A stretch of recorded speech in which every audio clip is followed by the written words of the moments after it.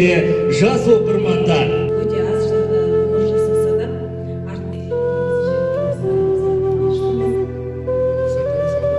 Көп жасар Естай Белясұлы.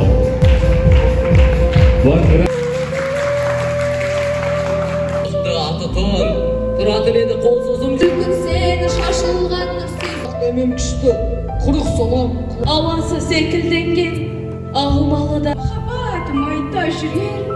Бұл кісі кім екенін солай оқып барып жазасың.